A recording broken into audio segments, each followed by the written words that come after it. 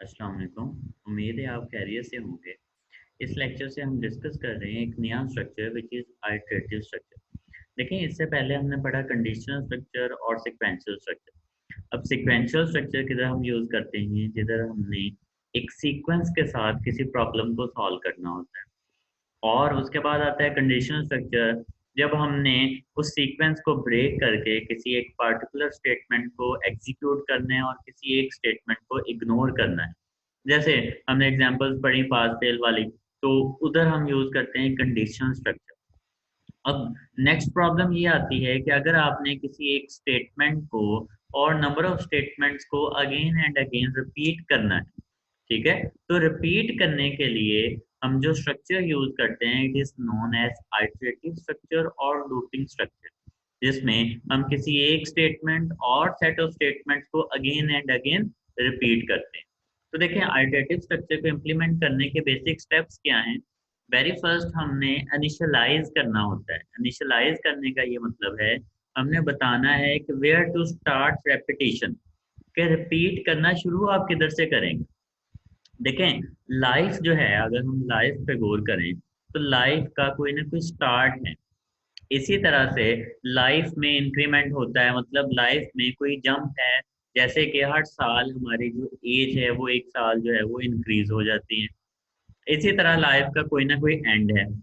तो same as it is, अगर हम लूप की बात करें, जिधर हम एक सर्कल की बात कर रहे हैं, तो सर्कल का कोई स्टार्टिंग पॉइंट होगा which is known as initialization technically. ठीक है, टेक्निकली हम क्या बात करते हैं कि ये इनिशियलाइजेशन है, जिधर हम स्पेसिफाई करते हैं वेयर टू स्टॉप। देन आती है कंडीशन, वेयर टू स्टॉप, क्योंकि अगर हम स्टॉप नहीं करते तो वो सर्कल, वो आइट्रेशन, वो लूप क्या हो जाती है, इनफाइनाइट हो जाती है। ठीक है, लामहदूद हो जाती है। इस तरह से इंक्रीमेंट और डेक्रीमेंट, मतलब वो जो इजाफा है, वो जो जंप है, वो पॉजिटिव भी हो सकता है, वो नेगेटिव भी हो सकता है। तो दोनों केसेस जो है वो हो सकते हैं। तो वेरी फर्स्ट हम क्या बताते हैं, स्टार्ट, एंड और जंप। इसको टेक्निकली क्या बोलते हैं, initialization, condition and increment. For example, suppose आपने एक सीरीज प्रिंट करनी है 1 2 3 4 5। ठीक है, फर्स्ट 5 नेचुरल नंबर प्रिंट करने हैं। तो अब इधर आपका स्टार्ट क्या है, स्टार्ट है 1। एंड क्या है, एंड है 5। और जंप कितने का है, अगर आप नंबर्स में डिफरेंस चेक करें तो जंप है 1 का।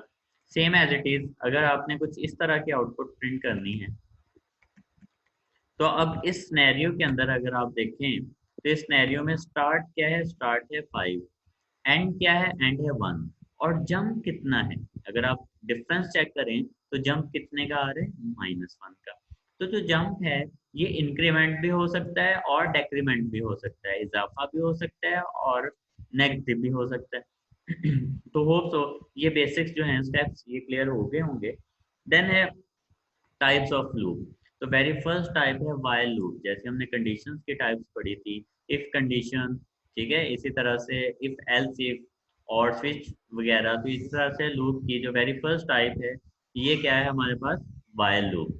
तो वाइल लूप को हम यूज करते हैं किसी एक पार्टिकुलर स्टेप और नंबर ऑफ स्टेप्स को अगेन एंड अगेन रिपीट करने के लिए। तो इसको हम इम्प्लीमेंट करके देखते हैं। देखें, यही आउटपुट प्रिंट करते हैं कि आपने फर्स्ट 5 नेचुरल नंबर जो हैं वो प्रिंट करने हैं, 1 2 3 4 एंड 5। ये फर्स्ट 5 नेचुरल नंबर प्रिंट करने हैं, तो इसके लिए एक वेरिएबल ले लिया n, और n इक्वल्स 1। अब ये हमारी क्या है, इसको हम बता रहे हैं कि स्टार्ट, इनिशियलाइजेशन। हमने कह दिया कि स्टार्ट आप किधर से लोगे, 1 से लोगे। ठीक हो गया। उसके बाद हम लिखेंगे while n less than equal to 5। While का क्या मतलब है, जब तक n जो है छोटा है या बराबर है 5 के, तब तक डू समथिंग। इधर हमने वो स्टेटमेंट लिखनी है जिसको अगेन एंड अगेन चलाना है। ठीक है, तो अब देखिए प्रिंट क्या करना है, फर्स्ट 5 नेचुरल नंबर। n में अगर आप देखें इनिशियल ही क्या है, 1 है।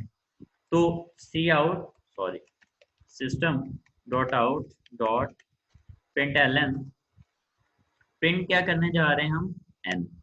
ठीक है, और सेमीकोलन।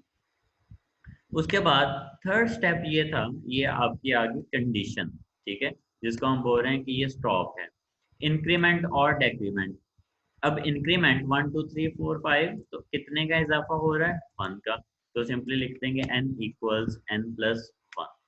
तो तीनों पार्ट कंप्लीट हो गए। अब n में वेरी फर्स्ट क्या होगा? 1। 1 less than equal to 5 condition true है, तो प्रिंट n। n प्रिंट हो जाएगा और n में एक का इजाफा हो जाएगा और n की वैल्यू कितनी होगी? 2। Then 2 less than equal to 5, 2 print हो जाएगा and so on. Program run करके देखते हैं। शिफ्ट F6 प्रेस करेंगे आप प्रोग्राम रन करने के लिए। तो आउटपुट अगर आप देखें तो 1 2 3 4 5, ठीक है, फर्स्ट 5 नेचुरल नंबर जो हैं वो प्रिंट हो जाएंगे। सिमिलरली अगर आप अपना नेम प्रिंट करना चाहते हैं तो सिंपली इधर नेम लिख दें, तो नाम जो है वो 5 टाइम्स जो स्क्रीन पे प्रिंट हो जाएगा। तो देखें 5 टाइम्स जो है वो नेम प्रिंट हो गया। तो ये सिंपल सी लूप है जिसको हम यूज करते हैं किसी एक स्टेटमेंट और सेट ऑफ स्टेटमेंट्स को। अब देखें इसमें दो स्टेटमेंट्स हैं जिनको एग्जीक्यूट कर रहे हैं, तो कोई एक स्टेटमेंट, दो statement and number of statements हो सकती हैं जिनको रिपीट करने के लिए हम लूप को यूज कर रहे हैं। तो बेसिकली लूप्स को यूज किया जाता है किसी भी स्टेटमेंट को बार बार जब हमने रिपीट करना हो उधर।